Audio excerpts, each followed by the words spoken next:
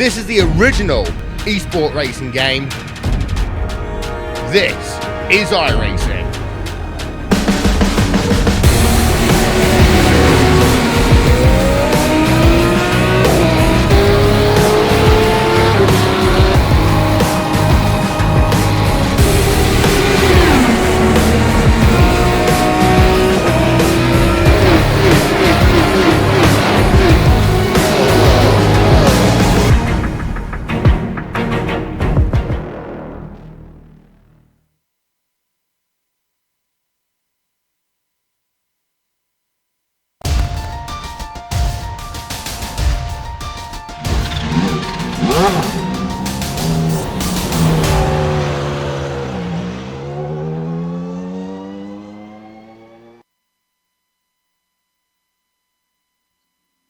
In a desolate location in Kazakhstan, beneath a crumbling hangar, sits a once glorious flying machine, the Soviet Space Shuttle.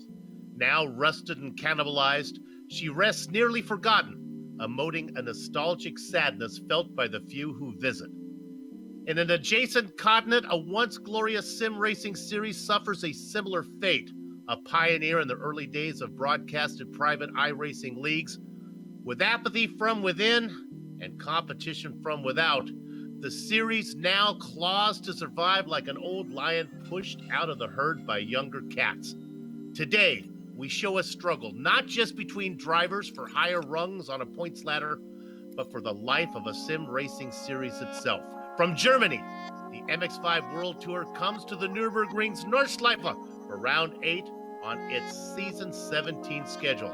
And you can see all the simulated Mazda action from green flag to victory donuts live as it happens right here on the Global Sim Racing channel via the iRacing Esports Network. Hello and welcome to the Sim Sports News Countdown to Green. Over the next 15 minutes, GSRC will bring you all the storylines, all the stats and facts you'll need to appreciate this MWT Round 8 event that will immediately follow. In an opening segment more suited for David Attenborough than someone on the GSRC roster of commentators, it's yours truly, Bill Soupson, joined by Stefan Slocker to bring you our Words Eye View. Stefan, short of Attenborough, there is nobody I'd rather have help me call a race here at the ring than you. Tell us a little bit what lies before the drivers today. Well, Soup, having run myself over 1,000 virtual laps around this legendary behemoth in all sorts of cars that truly is in the corner, I don't know. The Nordschleife has seen new tarmac around a few areas in real life, smoothing out bumps and making cars go faster with better tarmac grip. These guys won't have that new tarmac feel today, however. For them, it's all about smoothness on the input, keep that momentum up, and focus on the turns that lead you onto the full throttle parts. I also got a little snack for our number, guys. 154 turns are spread out over these 12.94 miles of this circuit. That's 11.9 turns per mile. Today, we won't show you every single one of those, as that would take just way too long. So let Joe Peak talk you around the most important stuff in our GSRC lap guide. Alright, we've got Amjad Yaman in the GSRC MX5, so let's do a lap around the Nürburgring. The Nord curve will have a tricky entry with the downhill causing some understeer. Drivers will really want to ensure they get the nose tucked into the apex. But we're going to jump ahead and look at the rest of the track since an entire lap would be too long to cover. High Oaks isn't too difficult in the MX5, but the exit requires every ounce of momentum you can squeeze out of the car. You'll be flat out all the way through Flugplatz until the Swedish Cross. You can stay on the gas through this fast sweeper, but the important thing is to line up your braking for Edinburgh.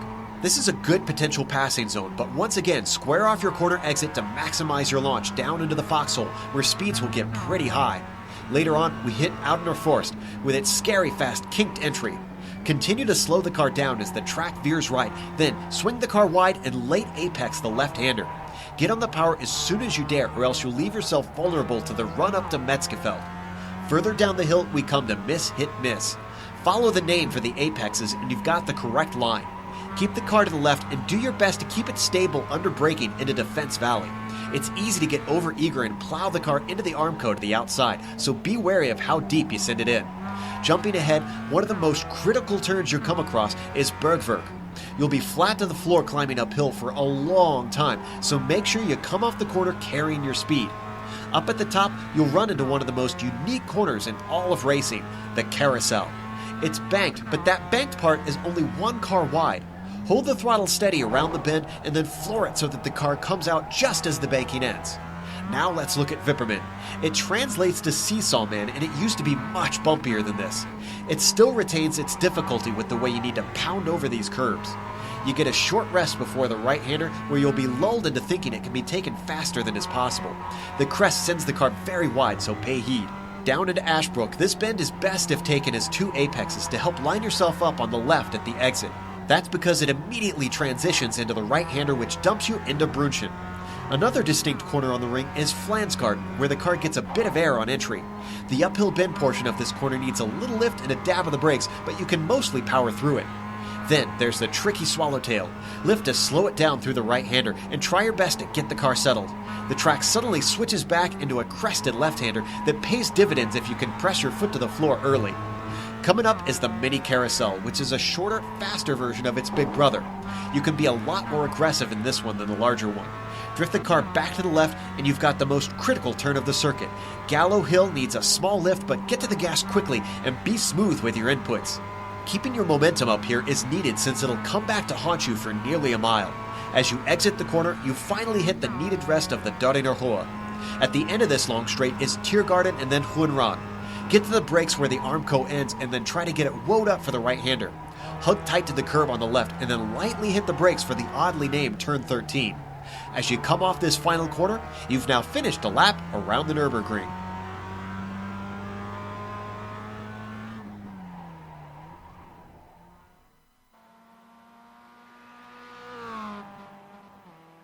And that was how you drive the most important parts around this beautiful, beautiful green hell. And before we go give it over to the points for the Pro Championship, remember that the Countdown to Green is sponsored by SimSport News. SimSport News is one of the leading sim racing news websites that covers all broadcasted series on iRacing and is run by Jacob Tofts and Lois Emerton. Not just reporting, they also race, as SimSport News Racing competes in many official top-level iRacing series. For more info, visit simsportnews.com. And we have a little bit of a smaller field today, especially in the Pro category, so it will be interesting to see how that plays out for the Points Championship, Soup. Yeah, illustrated when I talk about some of these. Sonny Kenshin sits at the top of the chart. He's not here today. Jaume Torres sits second, 120 points back. Also not here today. Now, remember, they don't have drop races in this series. Stefan will talk a little bit more about that later. They get no-show compensation, where they get a percentage of their average finish. Steven Van Ofstroh sits third, also not here, as is Nicholas Berger. So the first driver who shows up that actually has a chance to score some points, that is Jean-Franc Pinot. Let's go and look at, Stefan, now the Amateur Championships. Yeah, and that Amateur Championship is sponsored by SimSport News, the before-mentioned SimSport News, and Björn de Vork, he is leading your championship points with 466 points to his name, but he is not here today, the Belgian driver. Derek Holland in second place, he is here today, 33 points behind, and this is Holland's big chance to get up top and put some distance between himself and De Forge, or even Wortmann, who is just 80 points behind. He's also here today. He gained in the last round a position over Stefan van Veenhoff. He is 83 points behind, so 3 points behind Wortmann. He's not here today. Next guy in line, that's Jean-Marie Fugu, the French driver, 86 points behind. He's here today. He gained a last round, the 5th position in his standings, so he is looking to make a move on the guys ahead of him. All right, let's jump down to the race details, see how far we're going today. Yeah, and as already mentioned, season 17 here, round 8 of 11, so only 3 more rounds to go. Race distance today, only 6 laps, but calculated up, that's still 60 miles that they have to race today. 1 stop is required, so that will be interesting when these guys will make that open setup, so they can tinker away as much they want. Not that much to do in this MX5 anyway, but it still can make a huge difference. Incident cap, there is none, but they get a miles per incident bonus. Obviously, the more bonus, the lower.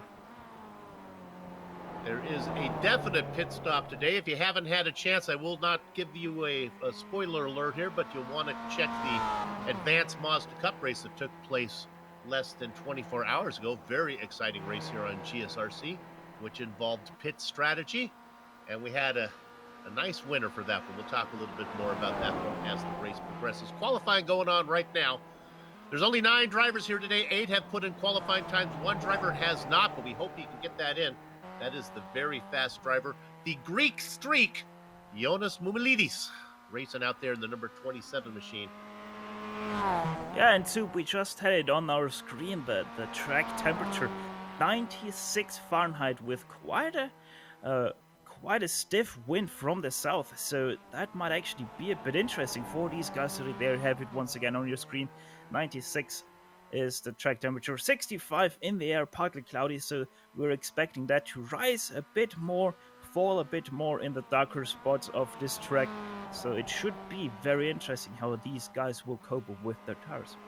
Qualifying almost done. Remember, you're watching this broadcast on the iRacing Esports Network, the best of the best in the iRacing World Championships, as well as many top private leagues like the one you're watching right now, are showcased right here on the iRacing Esports Network. If you haven't done so yet, make sure you subscribe. GSRC is proud to be part of the IESN stable of broadcasters.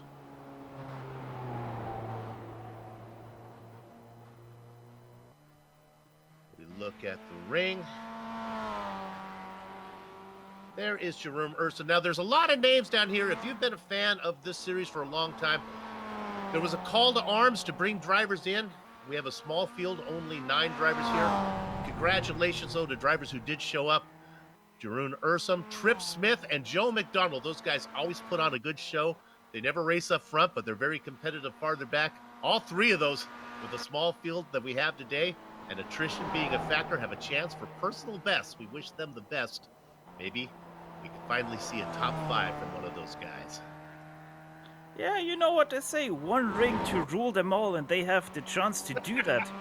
So we'll have to see if they're actually able to perform well here. They certainly have been given the chance to do so. And we have seen Jeroen Ursum already try to challenge for a podium, and that was at Spa just about 4 weeks ago. So Jeroen, when he gets a good day, he really can challenge for that win. You're looking there at Jonas Mumilidis, who would be a favorite to win this one. It would help if he could get in a qualifying time. He's working his way. Just negotiated the carousel. Got a little bit more of the twisty section to go before he brings it home. Marcelo Pajan sits at the top. He put in an 8-minute, 7-second, .693. About a half-second faster than Jean-Frank Pinot. And Jonas Mumilidis, you will be able, if you're a big fan of him, you will be able to see him 3 times within 48 hours here on GSRC. Yesterday in the Advanced MX5 Cup, today here in the MX5 World Tour, and then tomorrow he completes that triple header yet again with the Big C's MX5 Challenge. Boy, that's a good series too. If you like MX5 racing, fixed setups, big grids, that's a fun one to watch. Stefan will be calling that one.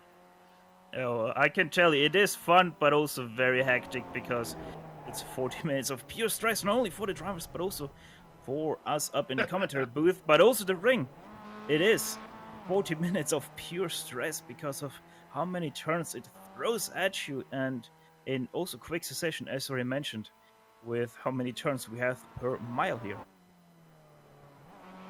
There's Trip Smith in his familiar red MX5. Trip's proud of it, likes to pretend he's driving a Ferrari. Bit slower than a Ferrari. Yeah, bit. There's Joe McDonald. Let's see, I think he still has... Yeah, he's coming over to... Never mind. As he's going to take it in the pits. Finally, let's look at Mumilidis. He is almost to Gallo Hill as he works his way through the little carousel. I'm assuming that his lap is still clean. He's out there racing, so let's hope he gets into time. Through this final right-hander. Now it's pretty much just a straight shot.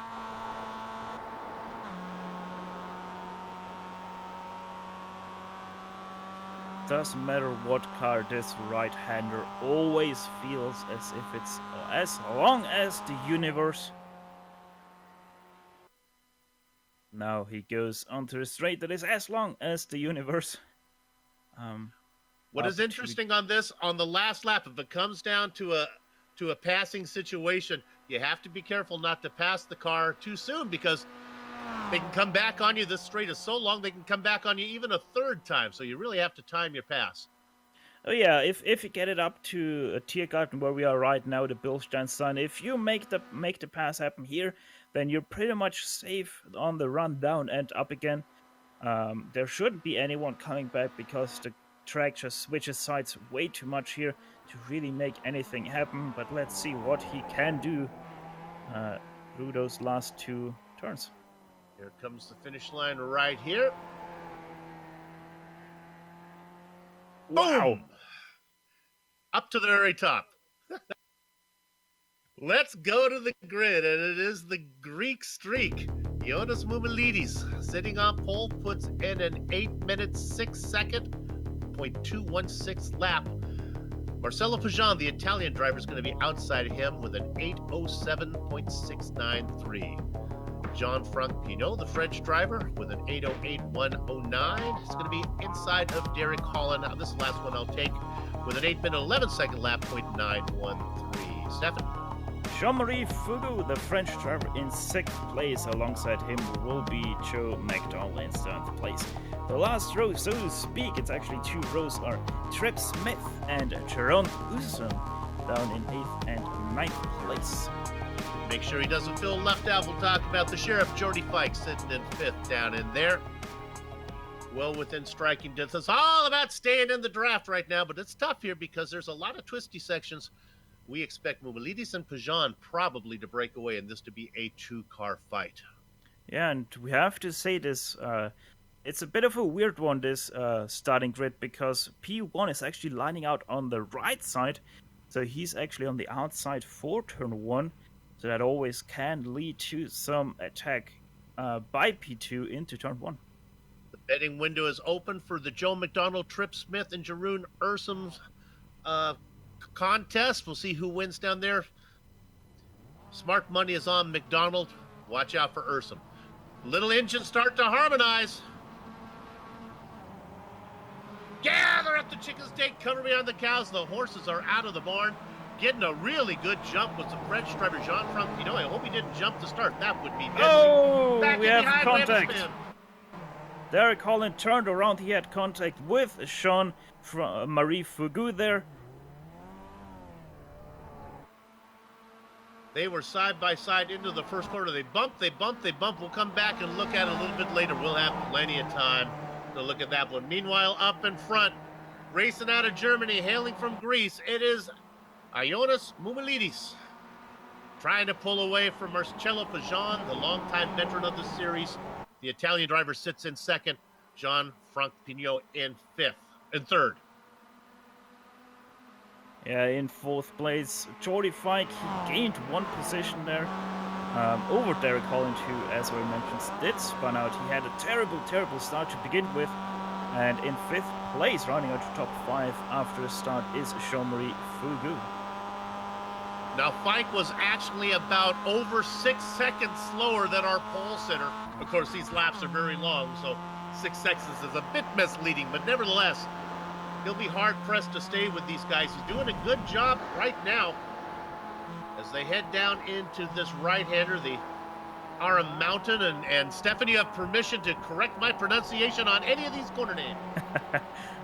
And Arenberg is not a mountain, it's actually a town here outside of Nürburgring.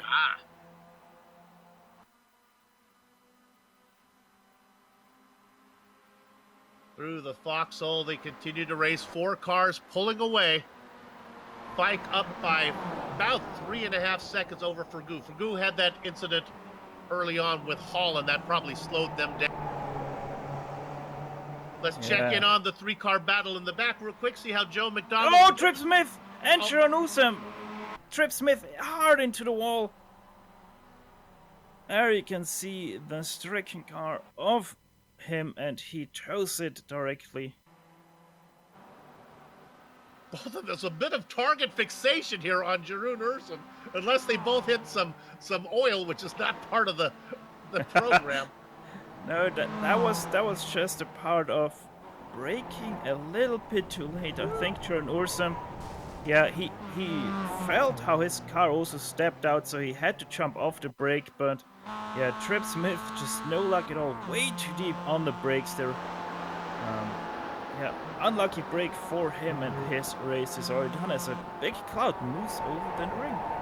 Well, any chance? We look at the replay again. There goes Smith off. Ursum keeps the car going. Any chances for Smith to set a personal best? Go out the window? Although I guess he will get ninth. Who knows? That's a possibility. We'll have to check to see if he's ever done better than that.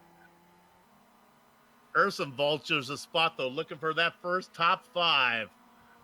Meanwhile, up front, there's Ursum. Mumalidi's not able to pull away from Pajan, and Pino right behind him as well. The Sheriff lose in touch with the posse as those 3 cars start to pull away. Yeah, Jordy Fike, the last few turns weren't very kind to him. Everything past, forced everything there. He lost a little bit of time, which you can see, but the draft is long enough. The streets are long enough right now. The bent straights, one would have to say.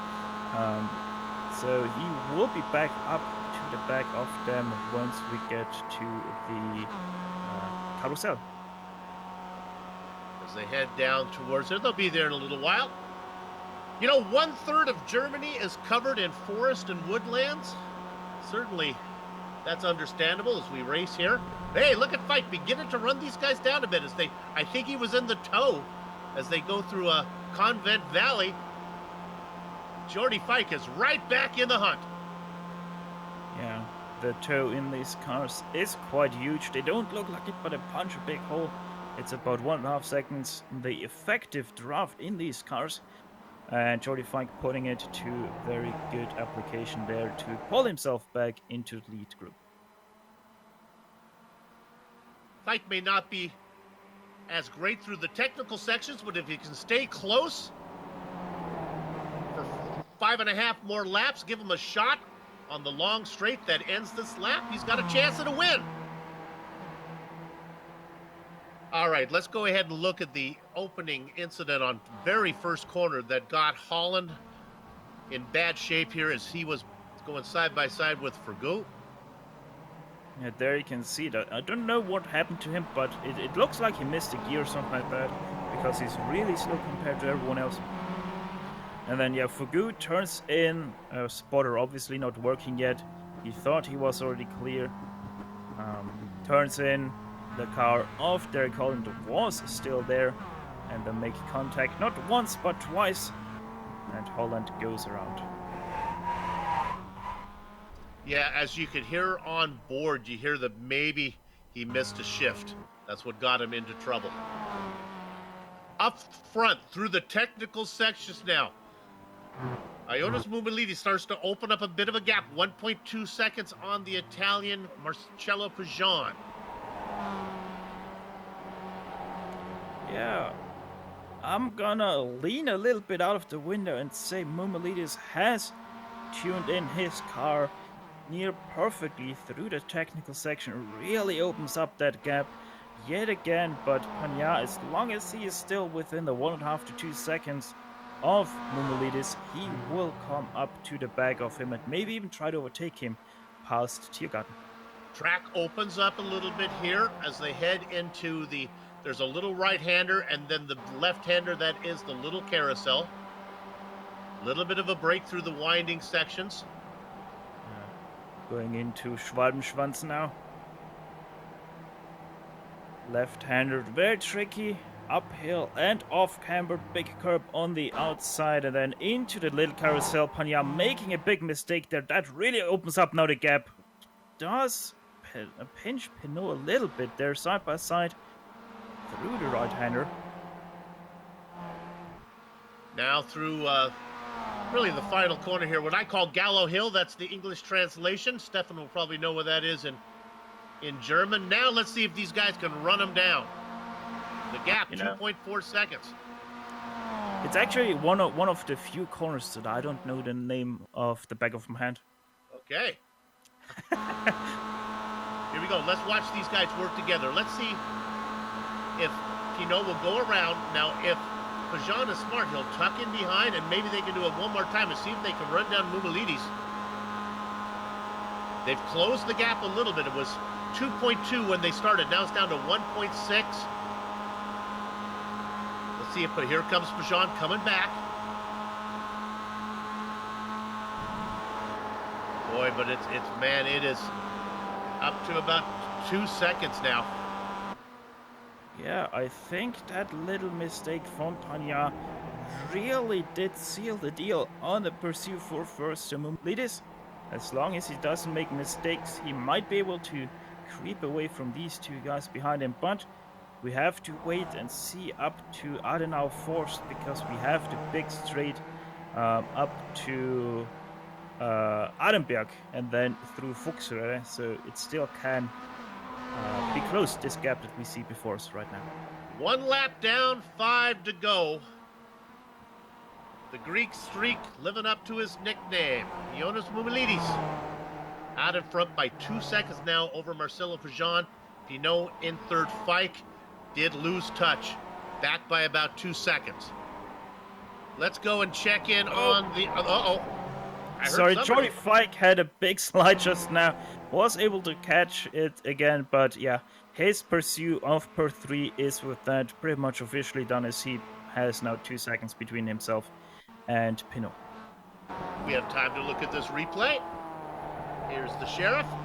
Yeah, just look at how much wheel effort he has to put in to save that car. He goes over the right now, then out of the left, he's gonna lose it.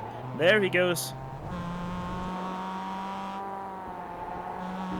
The good news is he lives to race some more. The bad news is he loses touch with Pinot. He's got about 8.5 seconds up on Forgo. Go ahead, Steph. Yeah, I just want to queue up there. One guy who hasn't lost touch with anyone is Derek Holland. He's on the back of Jeroen Orsum now, going up to Schwedenkreuz. Actually goes side by side now, and he goes past with East. There you can see it. Beautiful pass.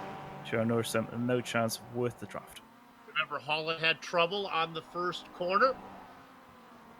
He drives away now, picking up 1 spot. Holland started in fourth.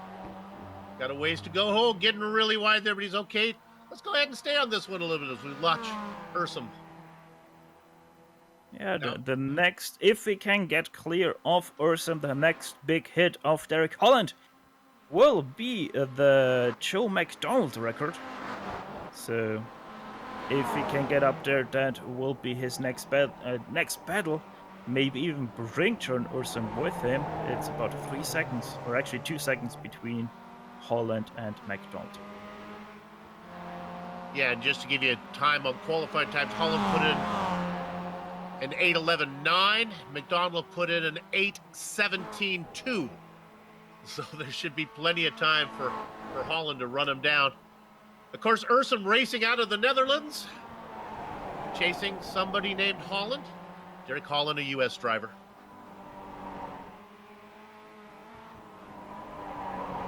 Let's go and look at Joe McDonald a little bit. Racing in 6th, all by himself. About 7 seconds behind Forgu, about 3.5 seconds up on Holland. Copyright laws have prevented Joe from racing in his familiar Burger franchise machine. Kind of missed the golden arches that used to be on that car.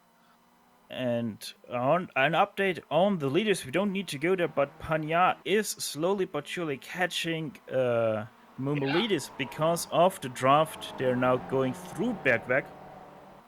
There we have them on our screen, 1.2 seconds the gap, so they're back within the effective draft of Mumalides, so they should probably get there by Kesselchen, but latest at the carousel or the right-hander that is Steilstrecke before them. Yeah, because it opens up here for a bit of a straightaway. You know, it'd be a considerable straight on any racetrack, but yeah, it's really not. Go ahead. Yeah, it used to be Steilstrecke, it used to be there a steep uphill climb instead of a right-hander, but that just got way too dangerous for the cars of the time, having higher flying points than the Flugplatz. But as already mentioned, as already said, they did indeed catch Mumlidis at Stahlstrecke.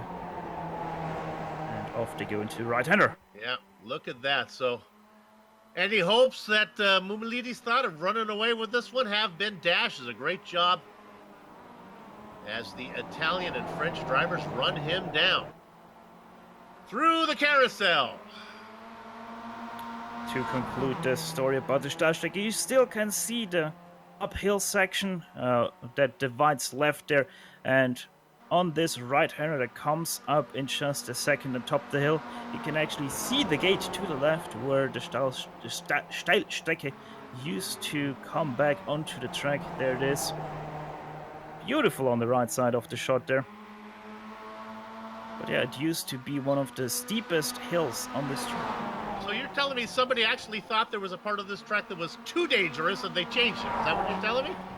Well, it's one of the two things that they changed over the years here. Also, the Flugplatz used to be a lot steeper, and it used to be only a wooden bridge.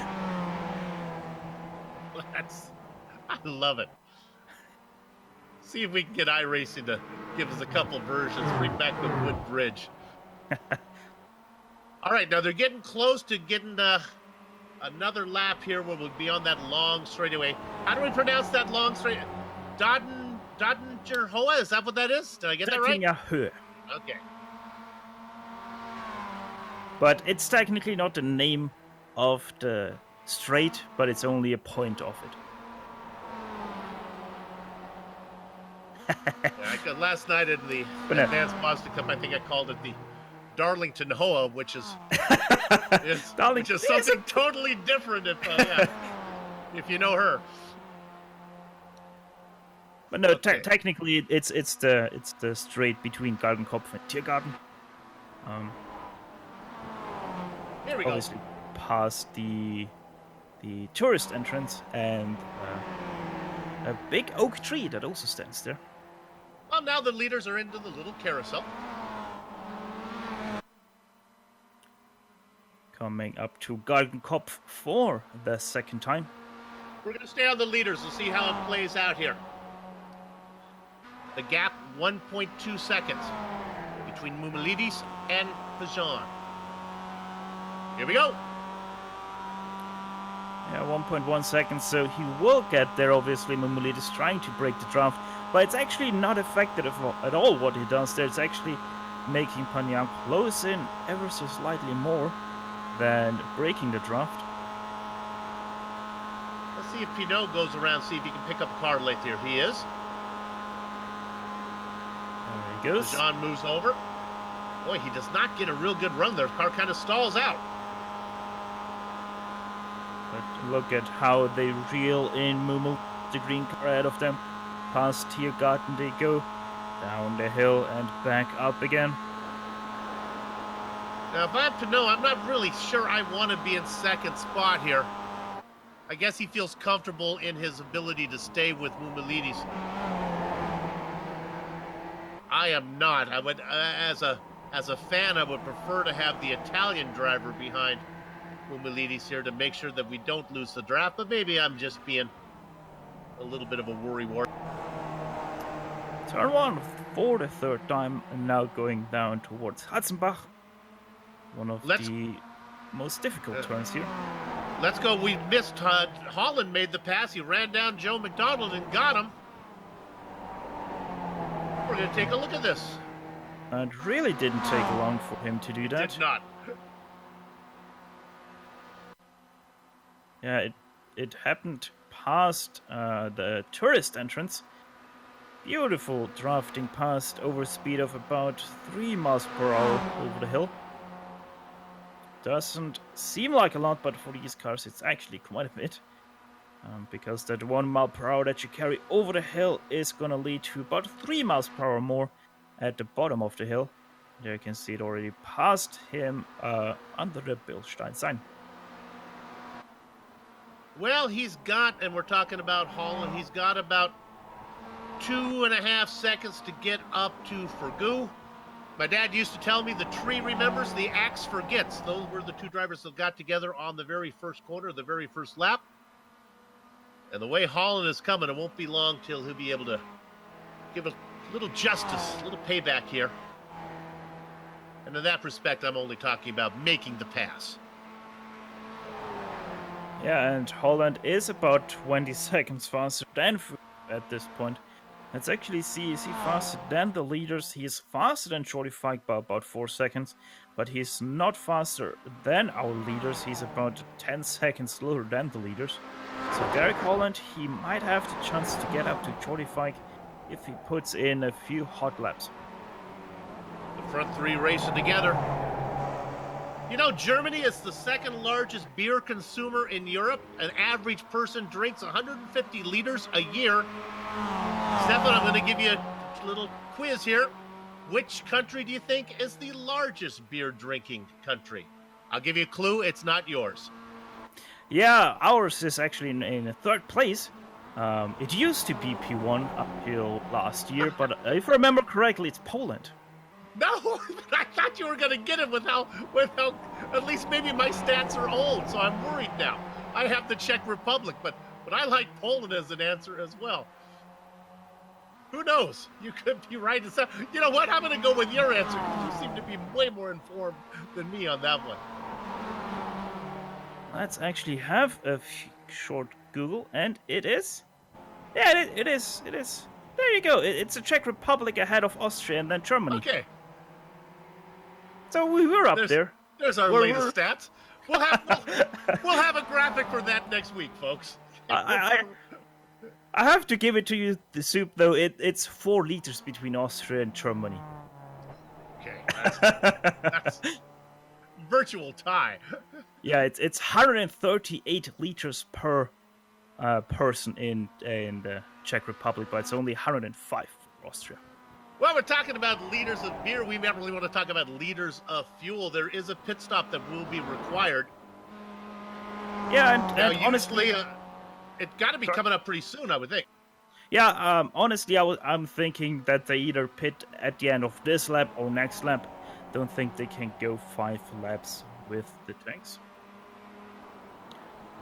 Oh, you know what? My goodness, we were talking about this. Look how cool. Oh, man, Holland scared me a little bit.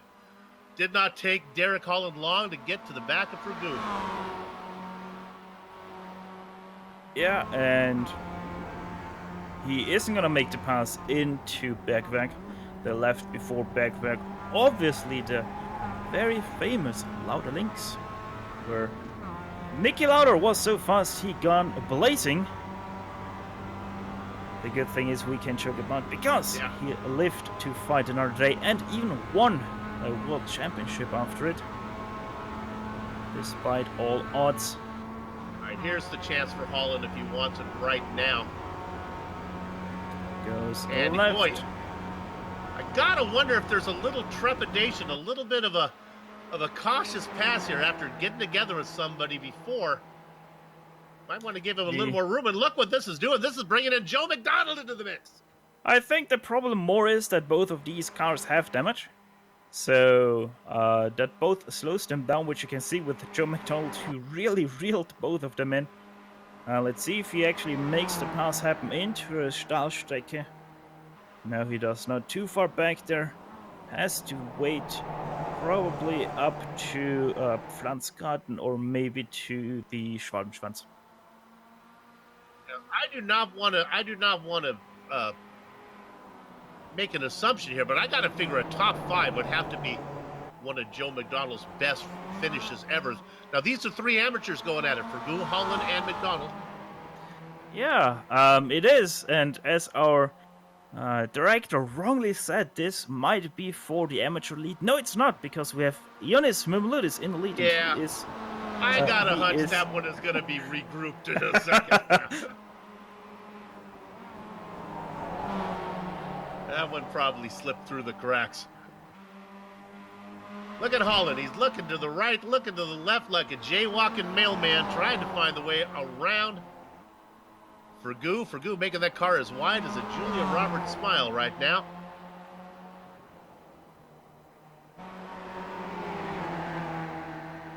Not missing anything up in front. It's still Mumalides, Pino, and Jean-Franc Pinot doing a good job of hanging on to the back. Oh! Holland right out sideways there. Somehow keeps it together on the green stuff. What a save. We're going to be able to take a look at this one again. My God, Derek Holland just all over the place, really trying to wheel that car. Probably even trying to deal it.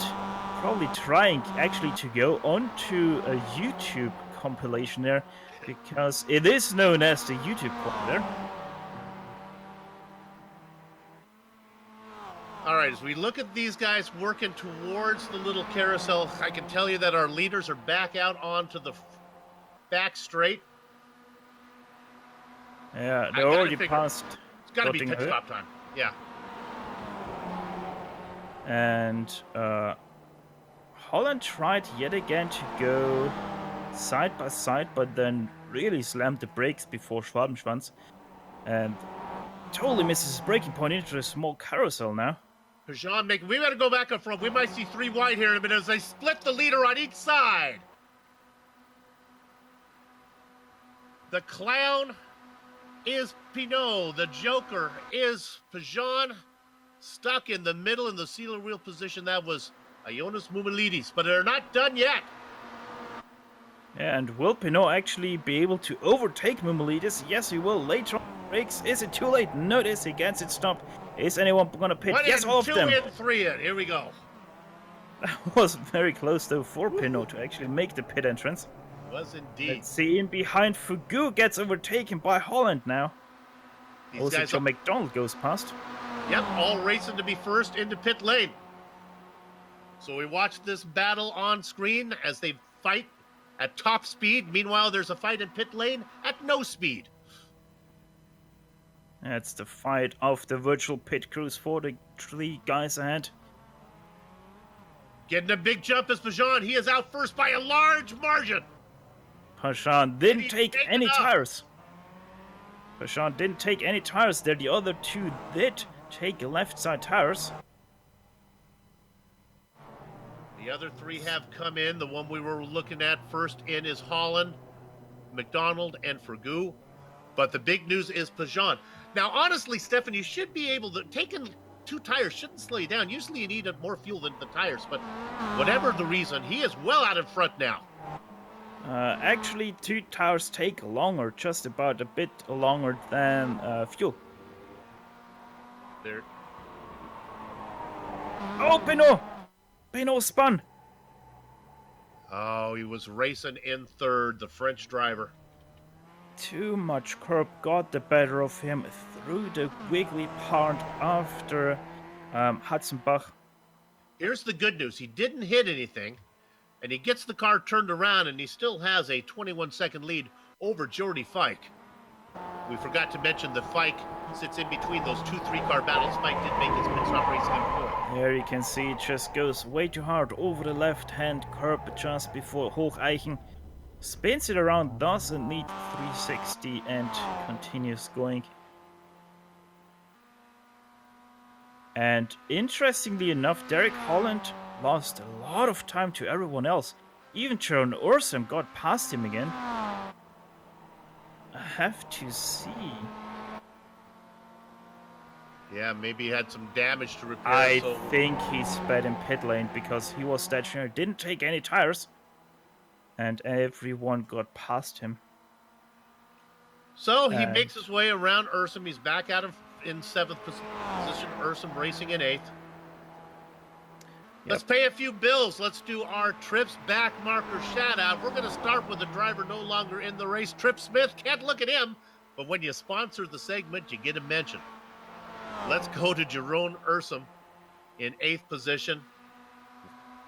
Was in touch with Derek Holland. Hey, I'm not supposed to be doing this, Stefan. This is yours. I'm sorry, fell back to all my years of doing it. You go, take it, man. But yeah, as you said, Troy Norsam, he is about a minute behind your leader at the moment in 8th place. In 7th place, the before mentioned Derek Holland with a speeding and pit lane penalty. He did sit 15 seconds longer in the pit stall than anyone else. That explains why he's back in 7th place and not up there fighting for P5, maybe in P4. Next up in line, that is going to be Joe McDonald. He is fighting said P5 against Jean-Marie Fugu. They are fighting already for quite a bit. Joe McDonald got brought up to Fugu by Derek Holland. And yeah, as said, P5 goes to Jean-Marie Fugu.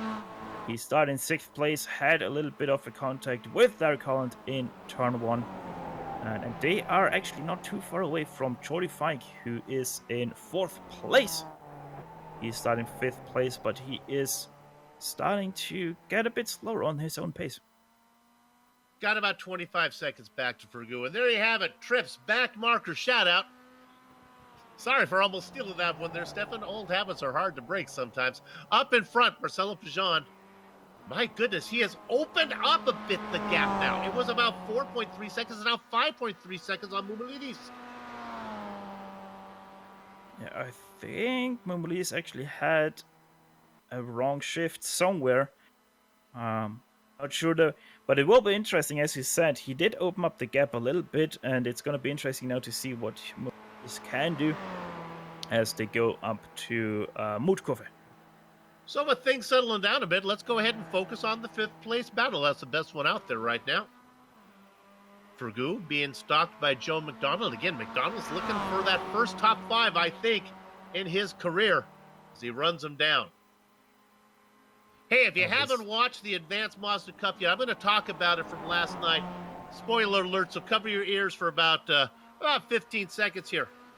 As, you know, channeling Joan of Arc, Madame Curie, how about Amelia Earhart, guys like Sally Ride? Sarah Dove became the first female race winner on a GSRC broadcast by winning in the Advanced Mazda Cup right here at the ring. An achievement overdue and well-deserved. Congrats to Little Bird. And as we talk about that, Joe McDonald side by side with Fergu right now. Can I uncover my ears again? Yes. Good. Yeah, Joe McDonald. You should watch that though. Joe McDonald putting up the pass against Jean-Marie Fugu. Perfectly done before Mutkurve. Next up is going to be Jordy Fike, but as I mentioned, they are about 20 or so seconds apart. So it might actually be difficult for them without Derek Holland to catch up to Jordy Fike. Working lap number 4. Started with 9 drivers, 8 of them still racing. Trip Smith had an early exit.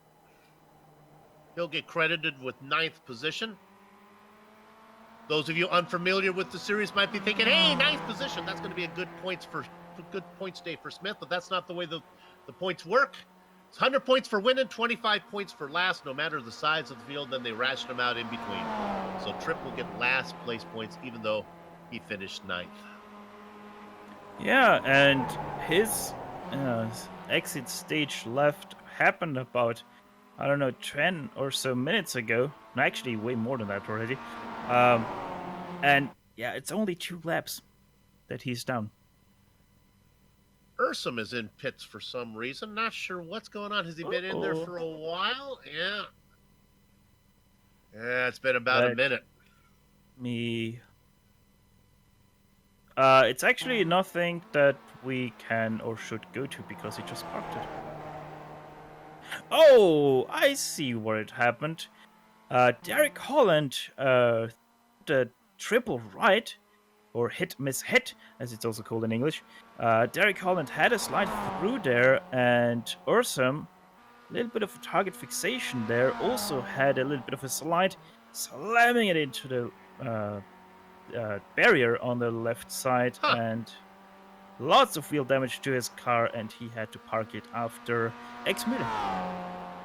Well, Jerome will be happy we're not going to be able to get that one on replay, but that was a fine description. Yeah, we're looking at Pajan. Hey, Look at that car behind. You know who that is. Yeah, and Mumulidis, since I coming. last checked at about Brünchen, Mumulidis did get about 7/10 out of the lead of Marcelo Pagna. So even though Mumulidis is a far ways back, it's 4 seconds, but that's not all that much if you think about the size of this track. All right, now I always get in trouble for being chicken little and then the sky is falling when it comes to fuel, but I'll just give you these numbers. Now, Stefan chalks it up to that Pajan didn't take tires. I'm not sure that's the case. Pajan in the box for 17.8. Mumulidis in there for almost 3 seconds more, 20.6. That basically is the interval between these guys right now. Now, how does 17.8 compare to other drivers? Fike was in there for 18.6. Fergu for 20 seconds. So of all the drivers I see making a pit stop, Pajan was in there the least amount of time of anybody. But unlike Mumulidis, I guess maybe he was in the draft for much of the opening lap, so maybe he saved a little bit. Yeah, and Jean-Marie Fergu tried to come back at Joe McDonald. Wasn't able to do so. Weirdly enough, that probably is because of his left side damage. So he stays behind in P6 right now.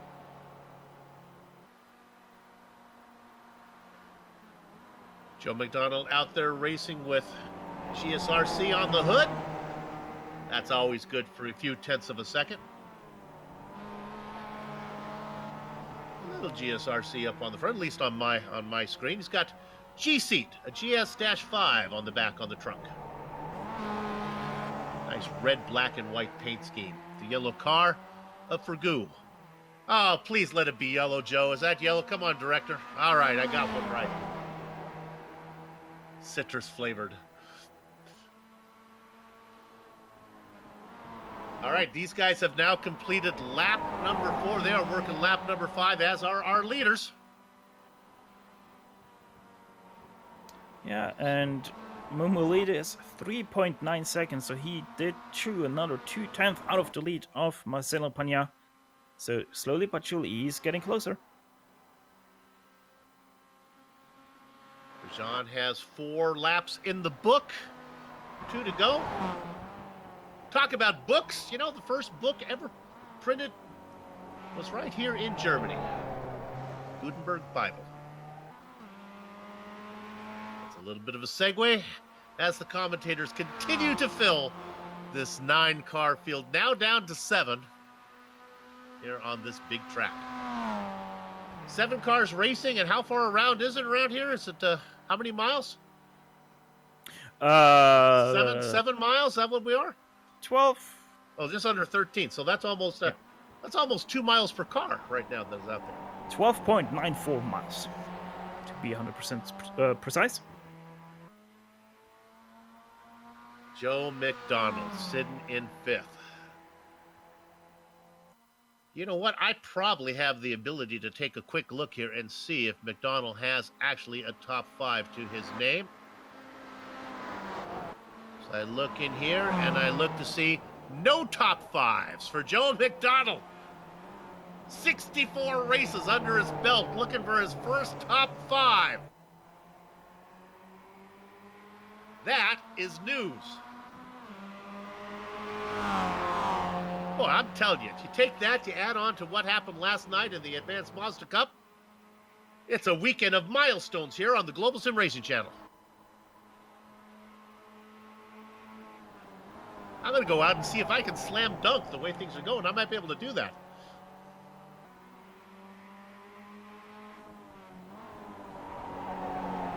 Everybody accomplishing things left and right.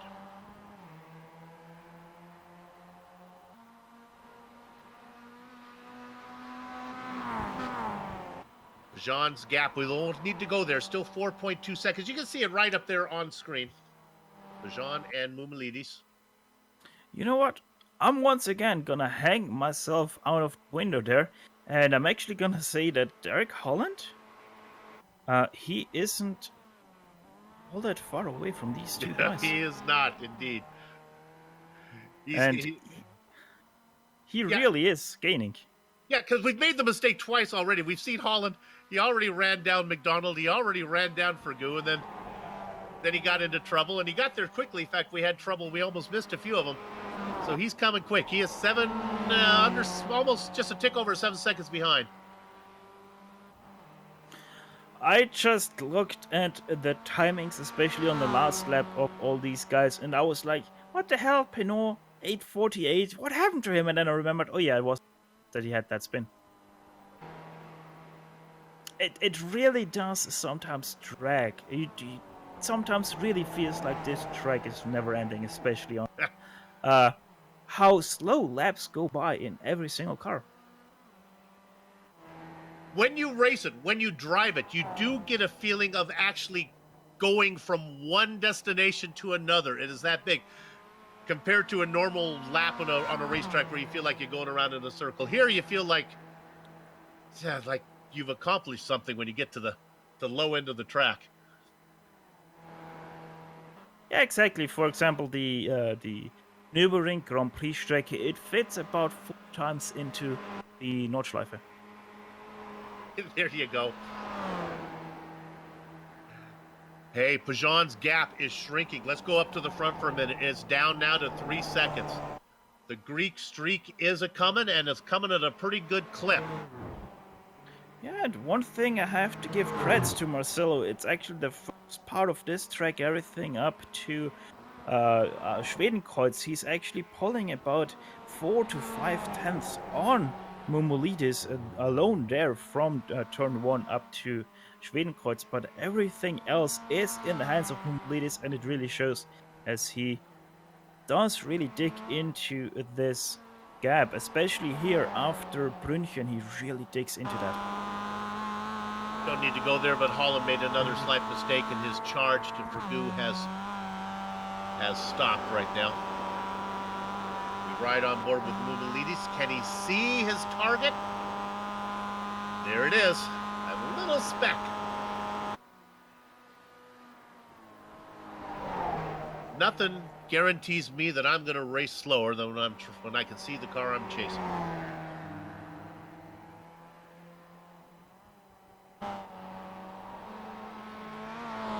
.8 seconds, 2.7 seconds. The gap is dropping.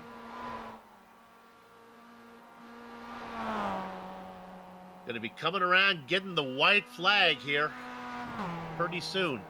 Yeah, and then only 8 more minutes.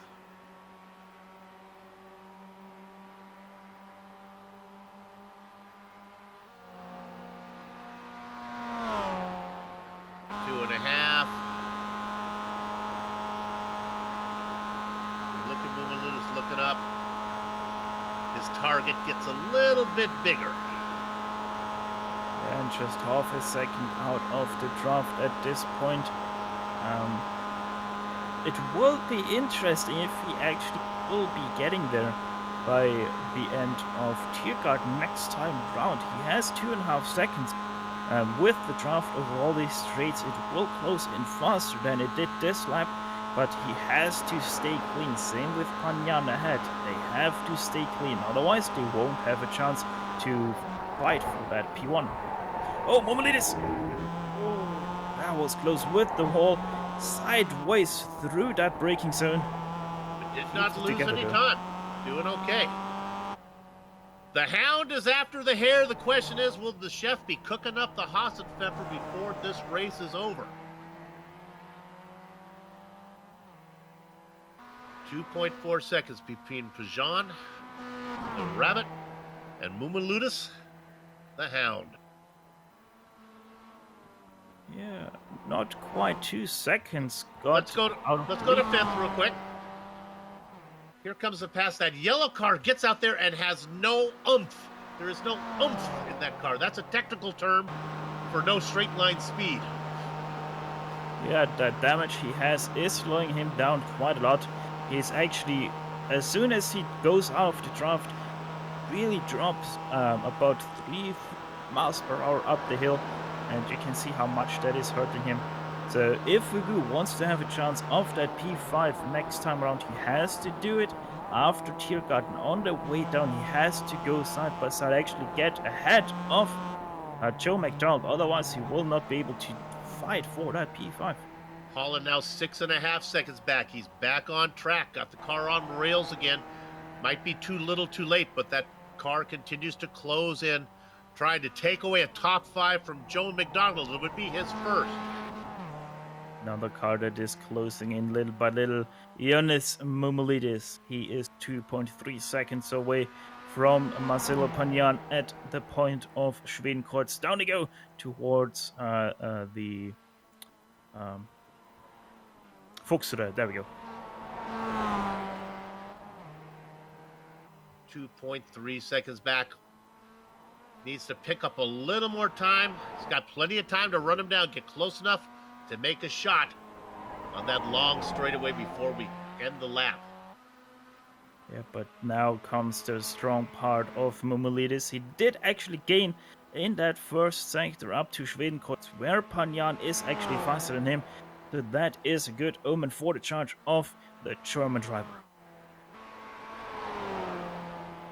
Let's break away from this real quick and take an opportunity to put the camera on Jordy Fike, the sheriff. We really haven't given him much love. He's been out there quietly racing in 4th position,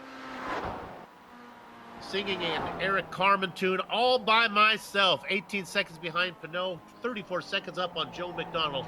Just hoping to bring it home. Yeah, and since pretty much lap 1 halfway through it, he hasn't seen a single other car. He's feeling probably like either racing in a ghost town or in a hot lap challenge.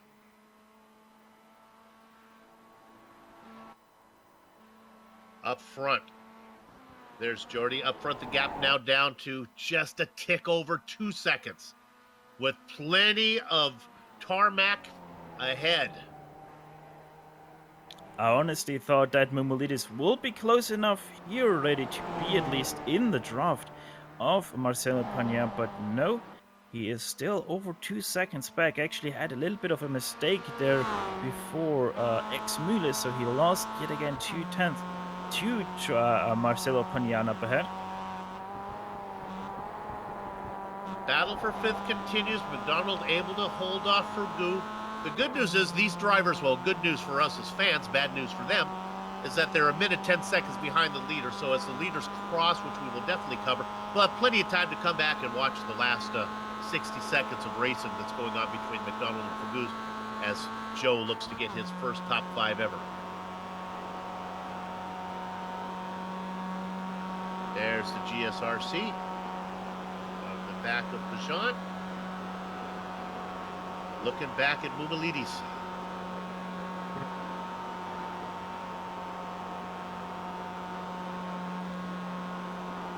Not seeing a lot of gain there. They go through Convent Valley, which is named obviously because there, I believe, used to be a convent there.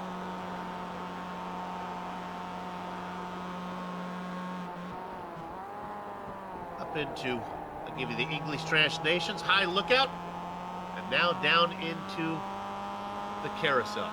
Stefan, how do you say carousel in German? Karussell. Well, I'm actually not even sure that Hohe 8 is a lookout. So I think okay. that is High Point, okay. Yeah, I'm pretty sure it's just named High Point. Yeah, it is the highest point, as our director pointed out. It is the highest point of this racetrack. As they climb up to that exact point right now, Moumoulidis the gap, 1.6 seconds. So he is in that effective draft, and if he stays close and gets ever so slightly closer, especially through this part where he is much stronger than Marcelo, he will be there.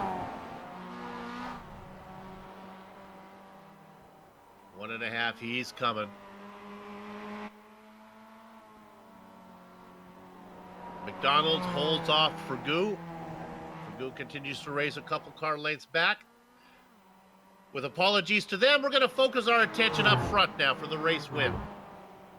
You really can see how Ioannis really closes in with your bare eye. You can notice that that car of Marcelo Pagnan, that gap shrinks and shrinks and shrinks.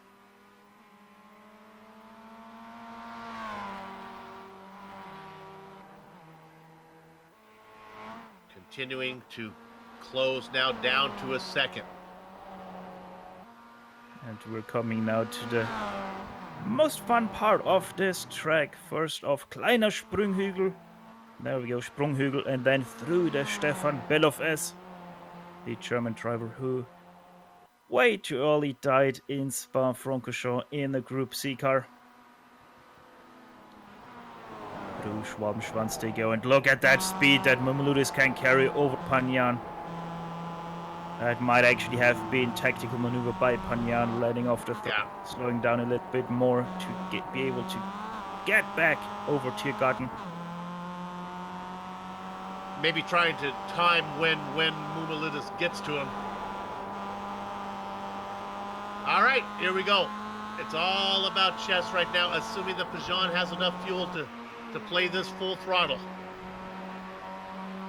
When does Mumulidis go? Does not want to go too early, Stefan. Yeah, exactly. And you can see him waiting still.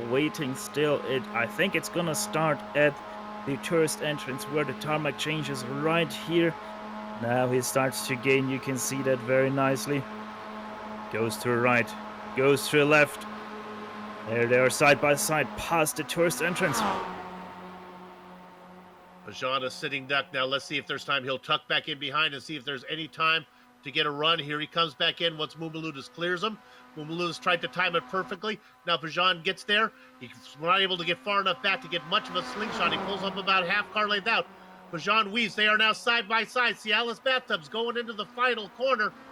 In the preferred position, it's going to be the Greek streak. They touch. Pajan is in the wall. Mumulidis will be credited with the win. Pajan gets the car around. He has 19 seconds to get it across before the French driver of Jean-Franc Renault gets there. Pajan is going to get it going in the right direction. He's going to limp the car across in second position. We're going to come back and look at it later. We're going to jump all the way back down to Joe McDonald and Jean-Marie Fergu. We're going to assume that Pinot and Jordi Fight cross the line as these guys racing under a cloud now.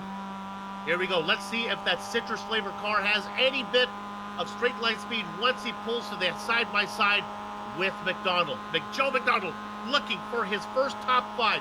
64 career races, never seen a top 5. This will be a milestone, and it looks like he has the pace to do it. 2 miles per hour faster in favor of Fugu. 3 miles per hour, he's getting there. Now he's gonna stall out though. 22 versus 20. Slowing down over Tiergarten they go, but this looks promising. McDonald left the preferred position open on the inside. Now he's gonna have to work up. We just saw the same thing happen for Mouloudou and Pajan. Right now, and a bump in the wall. And look at the sportsmanship from Joe McDonald as he sacrifices his first top 5. It's going to go to Derek Holland, who has 1 top 5 under his belt. Who gets it going first? Fergu gets it around. He's going to get credited with 6. And that is some good sportsmanship. McDonald sacrifices a milestone in order for a display of how sportsmanship is done. We're going to look at a replay here. This is our leaders.